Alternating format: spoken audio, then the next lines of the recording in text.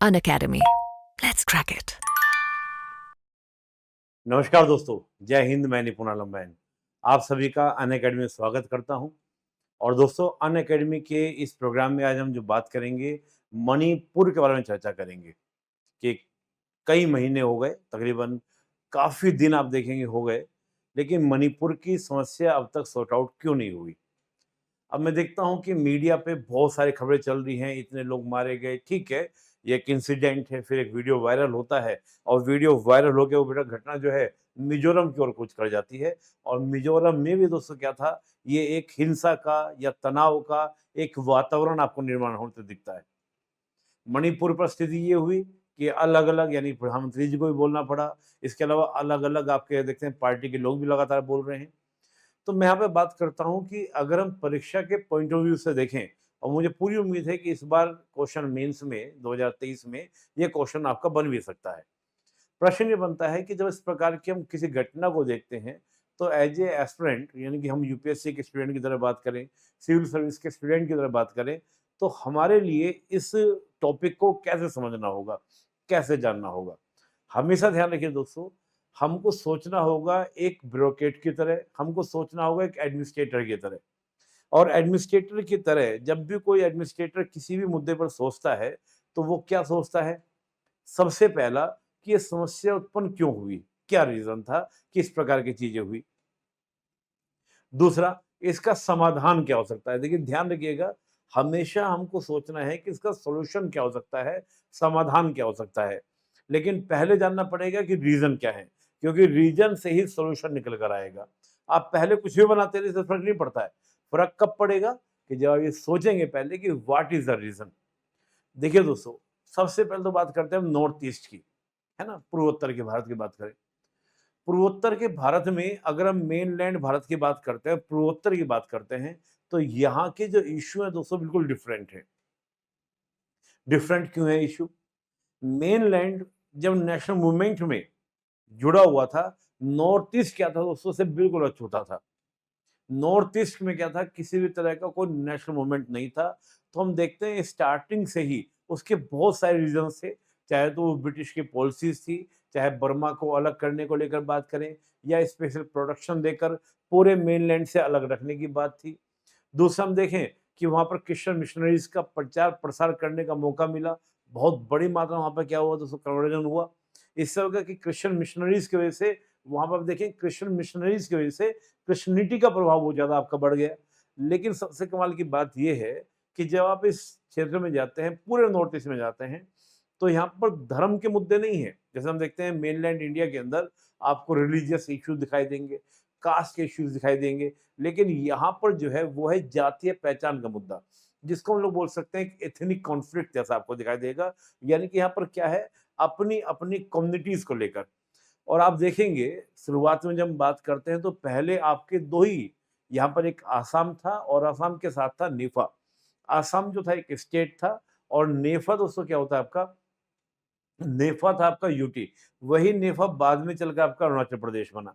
लेकिन यहाँ पर जो सबसे बड़ा संघर्ष रहा, वो संघर्ष आपका क्या, एक तरह से पहचान का, आइडेंटिटी का। आज़ादी मिलने के बाद जब हम देखें, तो एक तो पिछड़ापन, और पिछड़ेपन का मेन रीज़न क्या है कि भारत की मेनलैंड का बहुत ही कम कनेक्टिविटी का दोस्तों होना। अब बहुत ही कम कनेक्टिविटी कितनी? केवल सिलीगुड़ी कॉरिडोर, यानी कि आपका चिकन नेक के द्वारा क्या होना, कनेक्टिविटी होना। यानी कि केवल 18 किलोमीटर की चौड़ाई है, जिसको हम चिकन नेक या सिलीगुड़ी कॉरिडोर बोलते हैं। तो अब मेनलैंड से अगर दूर होगा कोई भी क्षेत्र, तो ये बेटा आपका पूरा जो बन जाता है north east, just like landlock जैसा बन जाता है। इसके बांग्लादेश है, इधर म्यांमार है, इधर चीन है, इधर हम देखते हैं तो आपका भूटान है। ठीक है, बीच में आपका नेपाल, नेपाल इन सिक्किम को वो मिला लेते हैं, तो नेपाल भूटान यहाँ पे आपको पड़ जाता है। तो एक लैंडलॉक जैसा हो जाता है। इस वजह से भी क्या हुआ, विकास से अछूता रहा, मेनलैंड से दूर रहा। दूसरा आपका क्या, कि आपका ओशन से अटैचमेंट नहीं है, तो ट्रेड को लेकर इश्यूज होते हैं। आज़ादी के बाद हमारा फ़ोकस भी ज़्यादा नहीं रहा, तो हमारी कुछ कमियाँ रही, कुछ हमारे गुड गवर्नेंस की कमियाँ रही। उसने दोस्तों क्या सिचुएशन को टिपिकल बनाया। लेकिन हम बात करते हैं मणिपुर की, और बात केवल मणिपुर की नहीं है दोस्तों, आप देखेंगे सभी स्टेट्स के अंदर, चाहे वो मणिपुर की बात हो, अरुणाचल प्रदेश की बात हो, सभी जगह कुछ ना कुछ इश्यूज़ हैं। लेकिन हमारा अभी मेन टॉपिक है आपका मणिपुर को लेकर। मणिपुर को थोड़ा समझना पड़ेगा। कि मणिपुर को अगर दोस्तों मैं डिफाइन करता हूं तो मणिपुर मुझे लगता है दिखने में एक स्टेडियम का जैसा, कि बीच में क्या है, इसके कैपिटल है, और कैपिटल है दोस्तों आपका क्या, इम्फाल। ये इम्फाल आप कैपिटल देख रहे हैं, और चारों ओर दोस्तों क्या आपका हिल है। जो आपका 10% एरिया है इम्फाल का यानी कि कैपिटल का, ये आपका क्या है, प्लेन एरिया है, मैदानी एरिया है। और जो आपके चारों ओर दोस्तों आप जब देख रहे हैं, ये पूरा आपका क्या है, इसका हिल्स एरिया है, पहाड़ी एरिया। पहाड़ी एरिया में जो कम्युनिटी रहती है वो रहते हैं आपका, कुकी रहते हैं, नागा रहते हैं। नागा और कुकी, यानी कि जो पहाड़ी बेल्ट है यहाँ पर आपका नागा और आपका दूसरा कौन सा, आपका कुकी रहते हैं। नागा और कुकी दोस्तों क्या है आपका, इनको एसटी स्टेटस है। हालांकि नागा और कुकी आप दोनों को देखेंगे तो अगर रिलीजन की बात करें तो नागा भी आपका क्या है, कृष्णनिटी को मानते हैं, और कुकी भी आपका कृष्णनिटी को मानने वाले हैं। इनको दोस्तों आपका एसटी के अकॉर्डिंग, और आप एसटी में जानते हैं एसटी के लिए हमारा एक तो आपका शेड्यूल 5 है, एक आपका शेड्यूल 6 है। और शेड्यूल 6 में क्या दिया गया है, असम, त्रिपुरा, मेघालय, मिजोरम, है ना। आसाम, त्रिपुरा, मेघालय, मिजोरम। तो आपका अनुच्छेद 6 के तहत तो नहीं, लेकिन अनुच्छेद 5, वो जो आपका सॉरी अनुसूची 5 के तहत प्रोटेक्शन मिल जाता है।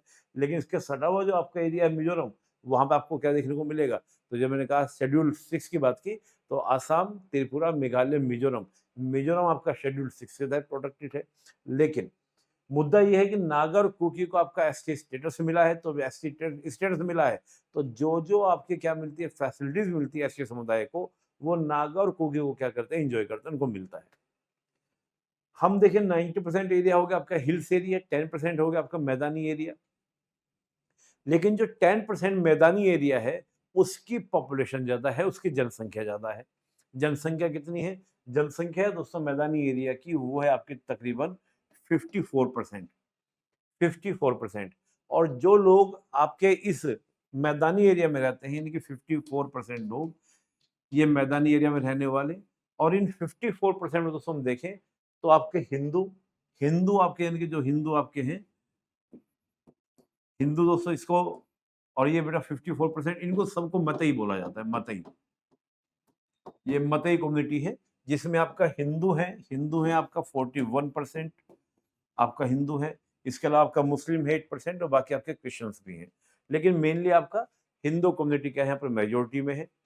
इधर हम देखें दोस्तों, जो आपका पहाड़ी क्षेत्र है, नागा क्षेत्र है, बाकी परसेंट यानी कि आपका जितना बचेगा, तो वो टोटल बेटा आपका कहाँ पर रह रहा है, पहाड़ी क्षेत्र में रह रहा है, जो 90%, और सबका सब आपका ट्राइब्स है। अब इशू अब क्या होता है दोस्तों, इशू ये होता है कि जो मतई समुदाय है, यानी कि जो मतई समुदाय है, ये क्या करता है, याचिका लगाता है कि हमको एसटी स्टेटस दिया जाए। और कई सालों से इनकी डिमांड है, कई साल से डिमांड कर रहे थे, और पहले गवर्नमेंट से भी डिमांड की, फिर कोर्ट में भी उन्होंने याचिका लगाई कि सर आप दिलवा दीजिए।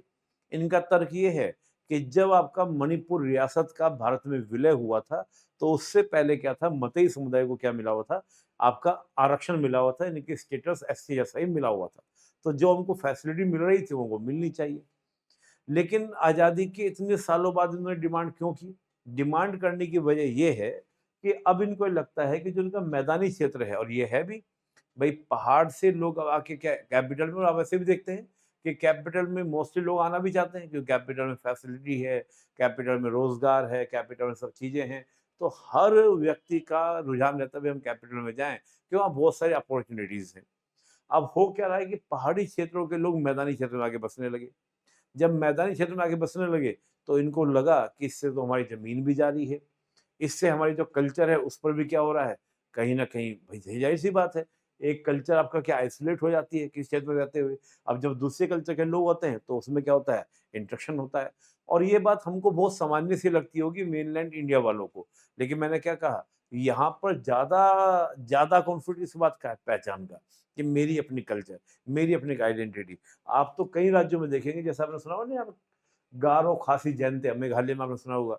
तो गारो 3-4 डिस्ट्रिक्ट को लेकर है, वहाँ उनकी अपनी डिमांड चल रही है, गारो लैंड दे दो, खासी लैंड दे दो, अलग-अलग राज्य बना दो। नहीं तो पहले क्या था, सब असम का हिस्सा था। लेकिन आज ये अलग-अलग डिमांड्स कर रहे हैं, अलग-अलग माँग कर रहे हैं। तो बात केवल एक लैंड की नहीं है, बात है मामला बड़ा बन जाता है। चलिए, तो इन्होंने उसको याचिका लगाई। तो कोर्ट ने कहा कि भई इस पर विचार किया जा सकता है, सरकार को कहा इस पर विचार करो। लेकिन नागा और कुकी को ये लगा कि अगर भाई मतई समुदाय आ जाता है तो ये तो हमारे लिए दिक्कत हो जाएगी, क्योंकि इससे हम क्या होगा, हमको अपने रिजर्वेशन में क्या देना पड़ेगा, शेयरिंग देना पड़ेगा, रिजर्वेशन में शेयरिंग देना पड़ेगा। तो दोस्तों बात यहाँ पे उलझ जाती है और यहीं पर क्या होता है, दंगे शुरू होते हैं, यानी कि आपके रिवोल्ट शुरू होते हैं। मतई का अपना नजरिया है, नागा कुकी का अपना नजरिया है, उनका अपना एक सोच है, अपनी एक मेंटेलिटी है। और सिंपल सी बात है कि कोई भी कम्युनिटी अपने हित से कॉम्प्रोमाइज नहीं करना चाहती। और बात ये कि ये नहीं कि कोई एकदम से घटना हुई और उस घटना को देखकर इतना पूरा बवंडर मच गया। घटना पुरानी है, चीज़ें पुरानी है। हाँ, ये ज़रूर है, उसको ज़रूरत थी, कहते हैं ना, कमरे के अंदर गैस पहले से थी, ज़रूरत थी चिंगारी दिखाने की, चिंगारी कोर्ट के द्वारा दिखाई गई।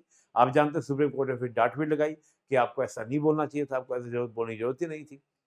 चलिए, कुल मिलाकर तो आप समझे पुराना इंसिडेंट क्या है, पुरानी बातें क्या हैं? पुरानी बातें हैं पहचान का कॉन्फ्लिक्ट। ये यहाँ पर दोस्तों क्या है, एक नियम सा है। आप देखेंगे जैसे नागालैंड है, यहाँ पे नागालैंड में वो अपनी डिमांड लेके चल रहे हैं, वर्ल्ड नागालैंड की बात चल रही है। कि हमको पूरा वर्ल्ड नागालैंड चाहिए, जिसमें अरुणाचल प्रदेश के क्षेत्र की बात भी है। मणिपुर का भी काफ़ी बड़ा क्षेत्र उनको चाहिए, नागा को। फिर साथ में आपको म्यांमार का भी इनको बड़ा क्षेत्र चाहिए, तो जो वर्ल्ड नागालैंड है उस तरह की डिमांड है। आप आसाम के अंदर भी देखेंगे, आज भी आसाम के अंदर क्या है, बहुत सारे इश्यूज़ हैं, यहाँ भी बहुत सारी डिमांड्स हैं। तो सभी जगह आप देखेंगे इस तरह की छोटी-छोटी डिमांड चलती रहती हैं। तो ये तो हमने इश्यू को जाना, इश्यू को समझा और लगातार ये एक हिंसा लेती जा रही है, वो हिंसा बहुत व्यापक रूप लेती जा रही है। मणिपुर में दोस्तों क्या है कि जब हम मणिपुर की बात करते हैं, पहले ये मणिपुर जो था, जब मैं मणिपुर की बात कर रहा हूँ, तो एडमिशन इन यूनियन मतलब भारत संघ के अंदर शामिल हुआ 1949 में। और पहले प्रिंसेस स्टेट हुआ करता था, यूनियन टेरिटरी बना 1956 में। और बाद में दोस्तों क्या 72 में ये प्रॉपर एक स्टेट आपका बन गया था। थोड़ा-सा दोस्तों मणिपुर का हल्का-सा बैकग्राउंड मैं आपको बता दूँ ताकि आपको और चीज़ें समझने में आसानी रहे। फिर हम बात करेंगे इसका सॉल्यूशंस क्या है और गलती कहाँ पर हुई, किससे गलती हुई, ये भी हम चर्चा करेंगे। तो पहले मैं बात करूँ कि थोड़ा-सा 64 में दोस्तों क्या था, यहाँ पर अलगाववादी विद्रोह शुरू हुआ। अगर हम देखते हैं पूरे नॉर्थ ईस्ट, बल्कि मैं नॉर्थ ईस्ट ही नहीं कहूँगा, मैं तो कहूँगा कि पूरे भारत के अंदर अगर पहली बार कोई अलगाववाद का मूवमेंट शुरू हुआ, तो वो नागा के द्वारा शुरू शुरू किया गया था। तो नागा में एक आंदोलन करने वाले थे जिनका नाम था फिजो। 1954 में उन्होंने क्या था कि अपना बिगुल बिगुल दिए। तो जो अम्बेडकर जी ने संविधान सभा में कहा था कि बहुत ज़्यादा विविधता है, बहुत ज़्यादा आकांक्षाएँ हैं, बहुत सारी बातें हैं, अगर वो सैटिस्फाइड नहीं हुई तो हो सकता है कि कल को यहाँ भी क्या हो, रिवॉल्यूशन हो, क्रांति की बातें हों, लोग हिंसा करें, हिंसक आंदोलन करें। तो जो बात बोल रहे थे कौन, अम्बेडकर जी संविधान सभा के अंदर, वो बात 54 में ही क्या हुई, पूरी हुई। और धीरे-धीरे ये अलगाव का या विद्रोह का जो बुगुल था, ये पूरे नॉर्थ ईस्ट में फैला।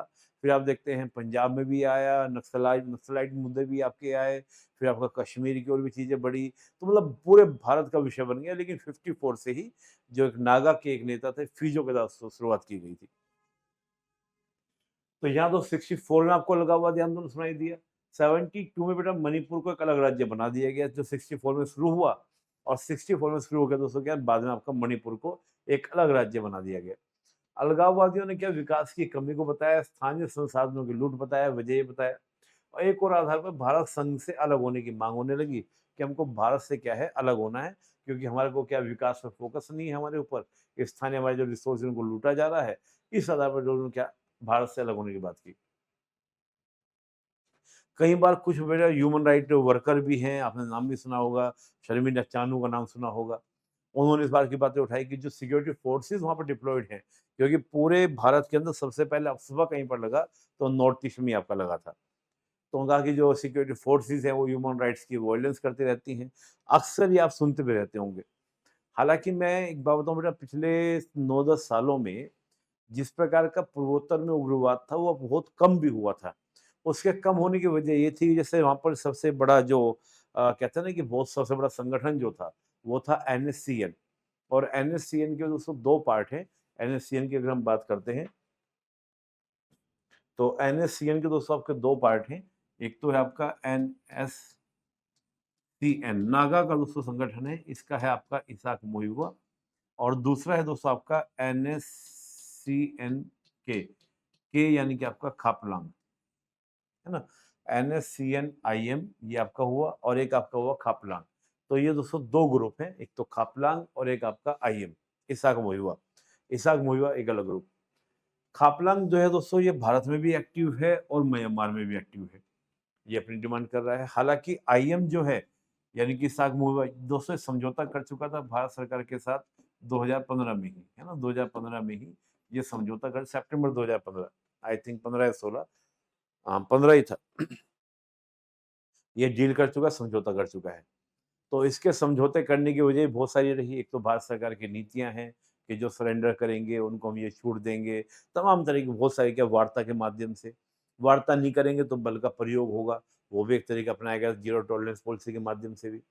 और तीसरा क्या था कि जो नागा सिविल सोसाइटी है, मतलब क्या होता है किसी भी हम संगठन को देखते हैं, ये जितने भी संगठन उग्रवादी संगठन होते हैं, जब तक इनको सिविल समाज का यानी कि नागरिक समाज का समर्थन नहीं मिलता, तब तक ये बहुत मजबूती से कार्य नहीं कर पाते।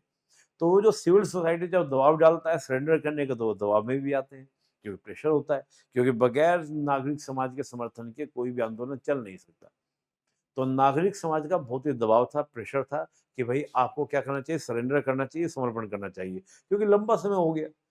अब आप देखिए 50-60 से आपका आंदोलन कर रहे हैं, तकरीबन 70 साल हो गए, हाथ पहले कुछ लगा नहीं, होना कुछ है नहीं, तो फिर फालतू में क्यों करना है? सरेंडर करो। काफ़ी युद्ध भारत भी मतलब भारत के मेनलैंड में आपका आ गया, तो इससे बहुत सारी पॉलिसीज़ थी, मैं उस पर चर्चा नहीं करना चाहता। उसका प्रभाव ये हुआ कि नॉर्थ ईस्ट में सभी में आप देखें, लगातार क्या हो रहा है, सरेंडर हो रहे थे। लेकिन मणिपुर की घटना क्या हुई, दोस्तों क्या वो इश्यूज़ क्रिएट कर दिए। सोच में मजबूर कर दिया कि नॉर्थ ईस्ट में क्या हो रहा था। हालाँकि उग्रवादी घटनाएँ कम हुई हैं, लेकिन हिंसा तो हो रही है। इसको हम लोग उग्रवादी घटना तो नहीं कहेंगे, लेकिन कहेंगे हिंसा तो हो ही रही है। अब दोस्तों यहाँ मणिपुर में आप देखें, तो यहाँ पर मैं ये बताना इसलिए चाह रहा हूँ कि आप समझिएगा कि कैसे इंटरनेशनल एंगल यहाँ पे दोस्तों शामिल होता है। यहाँ पर 3 आपके इंसर्जेंट ग्रुप्स हैं मणिपुर के अंदर। एक तो United national liberation front UNLF, दूसरा आपका पीपल्स रिवॉल्यूशनरी पार्टी ऑफ कंगलीपाक पीपेक और तीसरा आपका मणिपुर की पीपल्स लिबरेशन आर्मी पीएलए। दोस्तों जो ये पीएलए आर्मी है, ये चाइना के इन्फ्लुएंस में काम कर रही है और ये पूरा चाइना की जो पीपल्स है, के नाम भी क्या है? मणिपुर की people's liberation army. People's liberation army, बेटा यही तो नाम किसका है? यही तो चाइना की लिबरेशन आर्मी नाम है ना? तो वही सेम नाम पर आप इनके अगर फ्लैग भी देखेंगे, तमाम तरह के वही इस टाइप का फ्लैग यूज़ करते हैं, जैसे चाइना की आर्मी यूज़ करती है, उससे बहुत ही ज़्यादा क्या इन्फ्लुएंस है। ये तो आपका यूनाइटेड, ये 2-3 संगठन वहाँ पे क्या बहुत एक्टिवली काम कर रहे हैं। इनके पास दोस्तों वेपन भी आ जाते हैं, चाइना से आ जाते हैं। चाइना भी क्या करता है, डायरेक्ट नहीं भेजता, तो वो थाईलैंड के थ्रू भेज देता है। एक्चुअली म्यांमार भी खुश नहीं है ना? म्यांमार में भी देखें तो जो नागा खापलांग ग्रुप है, वो म्यांमार के नॉर्थ में क्या कर रहा है, अपना मूवमेंट चला रहा है, क्योंकि जो नागालैंड डिमांड कर रहा है, वो कैसी कर रहा है, जिसमें आपका अरुणाचल प्रदेश का क्षेत्र है, नागालैंड का तो पूरा क्षेत्र हो ही गया। इसके अलावा मणिपुर का भी काफ़ी क्षेत्र है, फिर म्यांमार का भी काफ़ी क्षेत्र है, वहाँ पे क्या एक्शन चला रहे हैं। और इनको समर्थन कौन दे रहा है? वो समर्थन दे रहा है नागा को भी कौन दे रहा है आपका? चीन दे रहा है।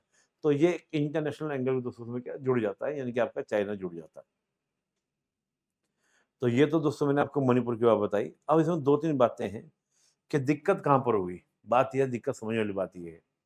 एक तो इतना लंबे समय से जो चीज़ें चलती आ रही हैं, तो इसके सॉल्यूशन अब तक निकाले क्यों नहीं गए? तो मैं हमेशा बोलता हूँ, it is a failure of the central government, it is a failure of the state government, it is a failure of the local government. ये लोकल गवर्नमेंट का फेलियर है। भाई डीएम किस लिए हैं? एसपी किस लिए हैं? आईएएस, आईपीएस वहाँ बैठे हुए हैं, उनका काम क्या है? कि सिचुएशन ऐसे आउट ऑफ कंट्रोल हो गई, यानी कि कहीं न कहीं चीज़ों को समझा नहीं पा रहे, सँभाल नहीं पा रहे। अब सँभाल क्यों नहीं पा रहे, उसका बेटा क्या है कि लोकल सपोर्ट नहीं है, कि वहाँ जैसे पुलिस है, वो पुलिस भी क्या है कि अलग-अलग समुदाय के लोगों से बनी हुई है। अब वो समुदाय के प्रति आपको क्या देखने को मिलेगा, एक सपोर्ट सा, एक समर्थन सा देखने को मिलेगा। कि मान लीजिए कोई आपका कुकी समुदाय का पुलिस वाला है या मतई समुदाय का पुलिस वाला है, तो वो मतई समुदाय को क्या कर रहा है, सपोर्ट कर रहा है, समर्थन कर रहा है। चलिए आईएएस, आईपीएस तो हो गए, लेकिन ये बात पहले से समझने की थी ना, तो दैट इज़ अ फेल्योर। कहीं न कहीं तो मानना पड़ेगा कि हम ऐसी सिचुएशन नहीं आने देनी चाहिए थी, तो पहले कंट्रोल करना चाहिए था। भाई फ्लड आने के बाद आप काम कर रहे हो, फ्लड आने से पहले काम करना था ना। तो इश्यूज़ ये है दोस्तों, मैटर ये है। अब इसका बेटा प्रभाव क्या हो रहा है? प्रभाव ये हो रहा है कि अमेरिका भी इस बात को उठा चुका। इस बात को दोस्तों ईयू उठा चुका। अभी आपने सुना होगा 2-3 दिन पहले ब्रिटेन में भी इस बात की बात उठी। उन्होंने तो बल्कि इसको एक अलग एंगल देने का प्रयास किया। चर्च ऑफ इंग्लैंड की बात कर दी कि क्रिश्चियनिटीज़ के साथ, यानी कि जो क्रिश्चियंस हैं, उनके साथ इस प्रकार की बातें हो रही हैं। तो उससे कहीं न कहीं, और यूरोप जब बात को किसी को उठाता है, तो इश्यू तो बनता है। जहाँ हम भारत में आज इन्वेस्टमेंट लाने की बात कर रहे हैं और यूरोप में इस प्रकार की बातें अगर चलती हैं, तो ये कहीं न कहीं भारत के इन्वेस्टमेंट क्या करेगा, इम्पैक्ट डालेगा। और फिर हम बात करते हैं नॉर्थ ईस्ट में, तो नॉर्थ ईस्ट में तो जापान बहुत बढ़-चढ़ कर हिस्सा लेता है। और जापान क्या कर रहा है? जापान को के इन्वेस्टमेंट को इश्यूज़ हो जाएँगे। तो भारत जहाँ देख रहा है कि भई हम लोग बहुत आगे बढ़ेंगे, हमारे यहाँ हैवी इन्वेस्टमेंट आएगा। इस तरह के जो इंसिडेंट है, वो कहीं न कहीं क्या करते हैं, हमारी उस सॉफ्ट पावर पॉलिसी के ऊपर, हमारी उस इमेज के ऊपर क्या करते हैं, एक धब्बा डालते हैं, एक कहीं न कहीं क्वेश्चन मार्क लगाते हैं। और मामला अब मणिपुर तक नहीं रहा है दोस्तों। मणिपुर से आगे बढ़ते हुए मिज़ोरम की ओर बढ़ता हुआ दिख रहा है, मिज़ोरम की ओर बढ़ता हुआ दिख रहा है। आप सोचेंगे सर मिज़ोरम में क्या दिक्कत है? मिज़ोरम में दोस्तों इश्यूज़ क्या हुआ है कि मिज़ोरम के अंदर जो आपका मिज़ो कम्युनिटी है, मिज़ो कम्युनिटी का एक संगठन है, मैं नाम भूल गया। हालाँकि वो पहले ही आपका क्या कर चुका है, भारत सरकार के साथ में समझौता कर चुका है। मिज़ोरम का मैं हल्का-सा आपको बता दूँगा, हिंट दे दूँगा कि मिज़ोरम का एक्चुअली मैटर है क्या। लेकिन जो मिज़ो कम्युनिटी है, वो कुकी कम्युनिटी, और ये हुआ कब, मिज़ो ने जो स्टेटमेंट दिया वो कब दिया? ये स्टेटमेंट दोस्तों अभी हाल ही में दिया है, जो वो घटना हुई थी आपने सुना होगा। जो महिलाओं के साथ जो शर्मनाक घटना, जो बहुत ही अ, मैं उसको शब्दों में कुछ कहना नहीं चाहता, आप भी समझ रहे हैं कि आज इस सदी में जब भारत एक विश्व गुरु की बात कर रहा हो, भारत के ऐसे मूल्य हो, जहाँ पर ये कहा जाता हो यत नारी पूजन्ते रमन्ते तत देवता, इस तरह के कॉन्सेप्ट को बात करने वाला देश में अगर इस तरह की घटना होती है, तो ये घटना केवल ये नहीं है जो मोदी जी ने कहा, हमारे प्रधानमंत्री ने कहा कि ये पूरे देश के लिए शर्मनाक बात है। बिल्कुल शर्म आती है कि ऐसे देश में जहाँ पर नारी के सम्मान की बात की जाती है, उसकी पूजा की बात करी जाती है, वहाँ पर इस प्रकार की घटना होता है, कहीं न कहीं सोचने की बात भी है, शर्म की बात भी है, बहुत बड़ा इंसिडेंट है। उसके बाद दोस्तों क्या था, वहाँ पर एक संगठन है जिसने इस बात को कहा कि भई मतई समुदाय जो हमारे यहाँ पर रहता है, उसको अब समस्या हो सकती है, उसको दिक्कत, हालाँकि उन्होंने ये नहीं कहा कि हम वॉयलेंस करेंगे, हम हिंसा करेंगे, लेकिन ये बात तो बोली ना कि एक समस्या बन सकती है, एक इश्यू हो सकता है। उसका नाम है संगठन का पामरा। फुल फॉर्म उसकी अगर हम बात करें पामरा की, peace accord MNF returnees association, PAMRA. अब देखिए पामरा ने दोस्तों मामला उठाया कि हम भाई समस्या हो सकती है। हालाँकि उन्होंने कहा कि नहीं हम ये नहीं कह रहे हैं, लेकिन एक समस्या बन सकती है। अब प्रश्न बनता है कि मिज़ोरम के अंदर मणिपुर की घटना को लेकर प्रभाव क्यों पहुँचा? एक्चुअली दोस्तों क्या है कि यहाँ पर है मिज़ो कम्युनिटी। अगर हम मिज़ोरम में देखते हैं तो मिज़ोरम में है मिज़ो कम्युनिटी, और यहाँ पर कुकी जो महिलाएँ थी वो कुकी समुदाय की थी। और क्या है, ये कुकी समुदाय हो या आपका मिज़ोरम का मिज़ो कम्युनिटी हो, दोस्तों ये एक तरह से आपस में काफ़ी इनका लिंकेज है, काफ़ी आपस में क्या है, संपर्क है, सांस्कृतिक संपर्क कह लीजिए, एक एथनिक संपर्क कह लीजिए। 1600 शताब्दी तक हम देखें, तो जितने भी लोग थे इनको मोस्टली बंगाली लोग क्या बोलते थे, कुकी लोग बोलते थे। कुकी लोग किनको कहा जाता है? उन्हें कहा जाता था जो दुर्गम पहाड़ों में रहते थे, दुर्गम क्षेत्रों में रहते थे, दूर के इलाकों में रहते थे, उनको सब कुकी कहा जाता था। बाद में फिर इनको मिज़ो कहा जाने लगा। वैसे ये एक कम्युनिटी है जिसको जू कहा जाता है, और जू में आपका मिज़ो भी आता है, कुकी भी आता है और भी आते हैं, और इनके काफ़ी आपस में क्या संपर्क हैं। ये बात कुछ हम ऐसे ले सकते हैं जैसे हम बात करें भारत में तमिलों की हम बात करें और श्रीलंका के तमिलों की बात करें। हैं तो अलग-अलग देश में, लेकिन एक संपर्क है। जैसे हम देखते हैं कि जब सिंघाली और तमिल संघर्ष चलता है श्रीलंका के अंदर, तो तमिलनाडु के लोग बहुत ज़्यादा क्या करते हैं, इश्यू क्रिएट करते हैं कि भारत को इसमें इन्वॉल्वमेंट लेना चाहिए, कोई उस तरह की बात है। तो अब यहाँ तो सब मिज़ोरम में बातें शुरू हो गई। हालाँकि बात इंटरेस्टिंग बात ये है कि मिज़ोरम के अंदर आप देखेंगे जनसँख्या ज़्यादा नहीं है, साढ़े 10 या 11 लाख के आस-पास की जनसँख्या है, और मात्र 3 से 4% आपका क्या है, वहाँ पर मतई समुदाय है। और वो मतई समुदाय दोस्तों मणिपुर से कम, वो आपका आसाम की जो बराक घाटी है उससे ज़्यादा जाके बसे हुए हैं। और जब उन्होंने पामरा ने इस प्रकार का स्टेटमेंट दिया, तो दोस्तों उन्होंने वहाँ से क्या निकलना शुरू कर दिया कि नहीं हम यहाँ से निकलते हैं, यानी कि हमको ऐसे निकलना है। यहाँ तक कि जो आपका मणिपुर और मिज़ोरम की गवर्नमेंट है, वो एयरलिफ्ट करने की बात तक कर रही है कि भई लोग प्राइवेट गाड़ियों से जा रहे हैं, बसों से जा रहे हैं, ट्रेन से जा रहे हैं, तो हम उनको क्या करेंगे, एयरलिफ्ट तक कर लेंगे। ये भी मुझे सुनकर बड़ा बुरा लगा कि भई एयरलिफ्ट की बात दूसरे देश से होती अच्छी लगती है कि हम दूसरे देश से अपने समुदाय को, अपने देश के लोगों को बचा के लाते हैं। ना वहाँ से निकाल के लाते हैं। अपने देश के अंदर ही हम अपने ही समुदाय को, भाई इससे क्या फ़र्क पड़ता है, कोई मिज़ोरम में रहता है, कोई मणिपुर में रहता है, फ़र्क पड़ता है इस बात से? कोई फ़र्क नहीं पड़ता। भारत एक है, हम सब भारत के निवासी हैं, लेकिन ये बड़ा सोचने का विषय है कि हमको अपने ही समुदाय के लोगों को सिक्योरिटी मेजर्स के लिए देखना पड़ता है। चलिए कुल मिला के, तो ये मिज़ोरम तो सब अब बात आगे तक पहुँची, तो ये एक संपर्क के कारण, उस संपर्क के कारण हुआ। हालाँकि मैं दोस्तों बता दूँ आपको, मिज़ोरम काफ़ी शांत भी है। आप देखें नॉर्थ ईस्ट के अकॉर्डिंग हम देखें तो नॉर्थ ईस्ट में मिज़ोरम आपको काफ़ी शांत दिखाई देगा। और दोस्तों मिज़ोरम के अंदर पहले ही समझौता हो गया था। वहाँ के तत्कालीन जो सीएम थे, मुझे याद है 1987 की दोस्तों बात है, थानुआ। और थानुआ के साथ में संपर्क हुआ आपका किसका, आपका मणिपुर के जो पहले सीएम थे लालडेंगा। लालडेंगा ने ही वहाँ पर शुरुआत की थी आंदोलन की, और बाद में फिर दोनों में जो समझौता हो गया था। जो थानुआ थे, उन्होंने तो लांगडेगा को ऑफर तक कर दिया था कि आप हमारे सीएम को कुर्सी ले लीजिए। तो अगर ऐसी राजनीतिक दृढ़ शक्ति दिखाई जाए, इस प्रकार के कुछ प्रैक्टिकल बातें दिखाई जाएँ, यानी कि जो तत्कालीन सीएम थे उन्होंने लालडेंगा को मुख्यमंत्री पद का ऑफर दिया कि आप जैसे चाहें मिज़ोरम को चलाएँ, हमें कोई आपत्ति नहीं है, लेकिन आप हिंसा छोड़ दीजिए। ऐसी कंडीशन रखी गई तो उससे क्या हुआ? बात बन गई। तो चलिए, ये तो हमने बात करी, चीज़ों को हमने समझा। अब सॉल्यूशन की हम बात करें। देखिए दोस्तों, गवर्नमेंट ने पहला सॉल्यूशन तो क्या निकाला, 355 लगाया, आर्टिकल 355 लगाया। हालाँकि 356 की बात आप सुन रहे होंगे, 356 लगना चाहिए था, लेकिन 355 गवर्नमेंट ने लगाया। एक तो ये सॉल्यूशन निकाला कि जिससे क्या हो कि सेंटर स्टेट मिलकर क्या करें, प्रॉब्लम को सॉल्यूशन करें। उसका रीज़न ये है कि सेंटर में बीजेपी गवर्नमेंट और आपका मणिपुर में बीजेपी बीजेपी गवर्नमेंट, तो दोनों मिलकर साथ में मिलकर क्या काम करें, इसको कहते हैं डबल इंजन की सरकार। बल्कि मैं ये बोलता हूँ यहाँ डबल इंजन की सरकार नहीं है, यहाँ तो भैया आपको ट्रिपल इंजन की सरकार। असम में कौन सी गवर्नमेंट है? बीजेपी गवर्नमेंट है, और असम ज़ाहिर-सी बात है इन सब का बॉस है। इन्होंने कुछ सोचने वाली बात ही नहीं है। असम से निकले हुए हैं, तो असम का भी सपोर्ट पूरा-पूरा है, हर तरह के समर्थन, फ़ोर्स है, पुलिस सब कुछ है। तो मैं तो ये कहूँगा कि सबसे पहले तो वहाँ पे क्या, आप कोई भी आंसर में लिखना है कि हैवी सिक्योरिटी वहाँ पर क्या डिप्लॉयड हो। और जो इस प्रकार की बात आप कर रहे हैं कि इधर से हम एयरलिफ्ट कर लेंगे, हम ये कर लेंगे, ये बात ना कर कर बल्कि सिक्योरिटी को बनाया जाए, मेंटेन की जाए। वहाँ ज़्यादा सिक्योरिटी दी जाए, पहले तो काम ये। और मैं हमेशा बोलता हूँ कि देखिए डेमोक्रेसी इतना अच्छा ऑप्शंस देती है, डेमोक्रेसी कहती है कि समस्या है तो आओ बैठ के बात करते हैं। तो ऐसा तो है नहीं कि हर कम्युनिटी के अंदर सब लोग बंदूक लेके घूम रहे हैं। भई हर कम्युनिटी के कोई ना कोई लीडर होंगे, जो वहाँ पर क्या होंगे, काफ़ी मान्य भी होंगे, जानकारी भी रखते होंगे। तो उनसे बात की जाए, है ना? जिसको हम सिविल सोसाइटी बोलते हैं, उनके भी बैठ के समाधान निकाला जाए, कोई डिप्लोमेटिक सॉल्यूशंस निकाला जाए। तो डिप्लोमेटिक सॉल्यूशन है, डेमोक्रेटिक सॉल्यूशंस है, उस पे काम किया जाए। तो लिहाज़ा वर्तमान में ये है, सबसे पहला काम। अब देखिए आप कहेंगे सर ये बातें तो उनको गवर्नमेंट को पता होगी, बिल्कुल पता होगी।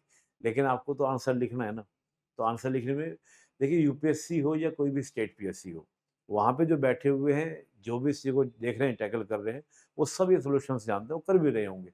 लेकिन यूपीएससी तो आपके अंदर देखना चाहता है ना कि भई आप इस मुद्दे को कितना समझते हैं और आपके पास में क्या सॉल्यूशन है? अगर आप होते तो आप क्या करते? तो सिंपल बोलना है, सबसे पहले तो काम कि कैसे भी करके हिंसा शांत हो, क्योंकि एक डेमोक्रेटिक कंट्री में किसी भी तरह की हिंसा की स्वीकृति नहीं होगी। और जो ये अमानवीय हरकतें की गई हैं लोगों के द्वारा, उनको कड़ी से कड़ी क्या सज़ा दी जाएगी, ये वाली बात होगी। फिर डेमोक्रेटिक तरीके से सॉल्यूशन निकाला जाएगा। हर समुदाय के जो ज़िम्मेदार लोग हैं, जो भी बुद्धिजीवी लोग हैं, इंटेलेक्चुअल लोग हैं, उनके साथ मित्रता की जाए, उनसे डायलॉग की जाए, उनसे बातचीत किया जाए, और बातचीत करके कुछ डेमोक्रेटिक सॉल्यूशन की ओर बढ़ा जाए, तब जाके दोस्तों शांत होंगे। नहीं तो क्या होगा? इन्वेस्टमेंट प्रभावित होगा, मुद्दा इंटरनेशनली बनेगा। इससे आज मिज़ोरम की ओर बातें बढ़ी हैं, ये धीरे-धीरे कहीं और भी बढ़ सकती हैं। चाइना जैसे देश इस बात को भुनाने का प्रयास कर सकते हैं, तो इश्यू सिचुएशन जो है वो टिपिकल हो सकती है। तो लिहाज़ा जल्द से जल्द इसका सॉल्यूशन हो जाए, और एक तरह से मणिपुर जो है वो नॉर्मल स्टेट की तरह व्यवहार करे, काम करे, वहाँ शांति से हो, क्योंकि अंतोगत्वा दोस्तों पिसती आम जनता ही है। कोई कुछ भी नेता करते रहते हैं, लेकिन आम जनता कितना सफ़र करती है। जो लोग मारे गए, किस वजह से, एक आपदा होती है जो आपकी प्राकृतिक आपदा होती है, बाढ़ आ गया, भूकंप आ गया, जिसमें हमारा कंट्रोल नहीं है। लेकिन ये मानव जनित हिंसाएँ, इस पर तो नियंत्रण हो सकता है। ये तो एक बड़ी व्यापक वेदना उत्पन्न करती है। धन्यवाद। जय हिंद।